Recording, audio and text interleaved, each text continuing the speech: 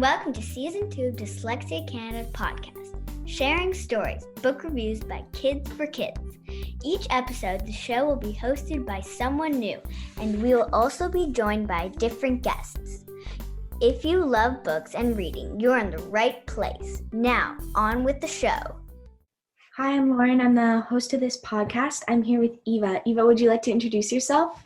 Yes, hi, I'm Eva. I'm 11 years old. I'm in grade 6, Quisthamsis, New Brunswick. What type of book do you usually like to read? I usually like to read real scenarios or scenarios that could happen. I like graphic novels too, but the font's a bit harder to read for me. It is really hard to read graphic novels. Which book are you recommending today? I'm recommending, or just talking about, Marley, a Dog Like No Other by John Grogan. Can you tell us a bit about this book? I'm not totally sure, but I'm pretty sure it's based on a true story, or it is a true story. It's about John, the author, his wife, and their dog Marley. The story is about life with Marley. Some parts are funny, some parts are sad. Marley is not a very well-behaved dog, and it's a bit hard with a growing family. Okay, in the story, it's actually really hard. Even though Marley's not very well-behaved, he's very loved by John and his family. Why are you recommending this book? I think anybody who really loves dogs, or anybody who loves real scenarios or scenarios that could happen books, would love this book because it's funny, sad, and enjoyable. I'm not going to say why it's sad. Okay, then no spoilers here. Did you read this book, or was it an audio or graphic novel? I read along with the audiobook. I like audiobooks because they're easier for me to hear rather than just read the words. That makes sense. What is your favorite part? My favorite part of the book was when John's neighbors thought they left their daughter outside with Marley, and actually John and his other family members were just behind some bushes so they could see them, but their neighbors couldn't see them. So they were like, and then John had to wave out, be like, we're over here, we can see them. Well, I'm glad they could see them. Who's your favorite character? It's not really up to me. It's up to the book. It's like telling me Marley must be your favorite characters. It's like, Marley, Marley, my favorite character. It's literally a book about him, so why not the star part being not might be my favorite character? I love dogs, and there's also cute pictures of him as a puppy and as an older dog in the book. Oh, that's really cool. I like pictures in books. Did you know that there's a movie?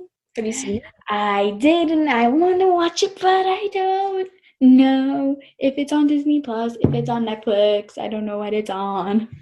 We interrupt this podcast to tell you how you can get involved with the show. Share your story with us here at Dyslexia Canada by posting a picture on Instagram, Twitter, or Facebook of you with your favorite book. Don't forget to tag us and use the hashtag Sharing Stories Podcast. We can't wait to see what book you pick. Okay, it's time to get back to the show. How'd you hear about this book? So it was in our public library. So my grandmother went in, she found this particular one, and she decided to get it for me, and I got it twice because that's how much I loved the book. Mm-hmm. And I'm so glad it was an audiobook. I'm actually shocked that our library had audiobooks. I didn't know my library had audiobooks till I got an app. So do you have your next book picked out, and if so, what is it? I've started reading Fish in a Tree by Linda Mullally Hunt. It's about a girl with dyslexia, which is very fitting for this podcast because it's about dyslexics. And she doesn't know it. She thinks she's dumb. She thinks she's dumb. It's so good so far. The end of each chapter makes me keep wanting to read because it's either cliffhangers or it's really interesting. I've read the book as well. It does do that. Do you usually like to read? I like to read audiobooks the best. I like hearing other people read. It helps me be able to picture the story in my head. Can you tell us a bit about your dyslexia? What does it mean to you? I found out I was dyslexic the summer before grade 4, which I really knew. I wish I knew that the summer before grade 3. That would actually really helped if it was before grade 3 than 4. It really helped me understand why I was struggling reading. I've done lots of special treatment, which really helps me. I have assistive tech at school, which really helps me keep up. And if you don't know what assistive tech is, it's just an iPad. I talk about my dyslexia a lot. I want people to understand why it's harder for me and people like me to read.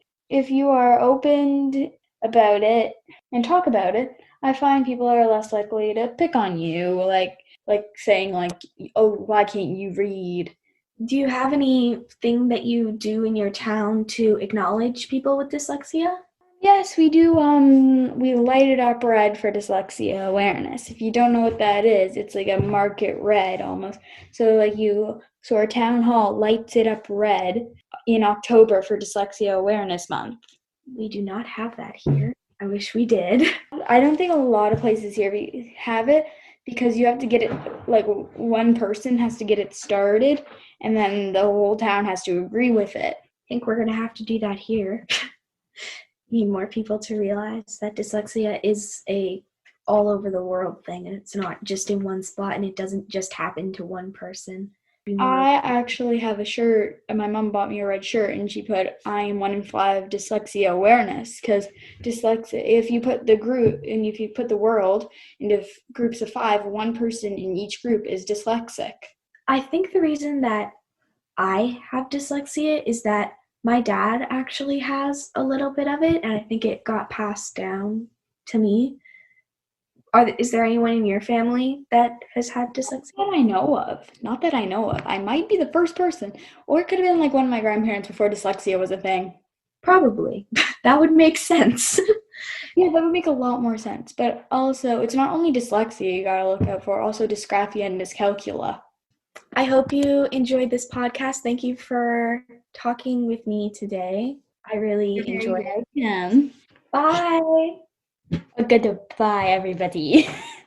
Thank you for tuning into this episode. If you want to find the books mentioned on this show, head over to our website at dyslexiacanada.org/sharing-stories-podcast. Please support this podcast by subscribing and leaving a review. We wouldn't be here without you.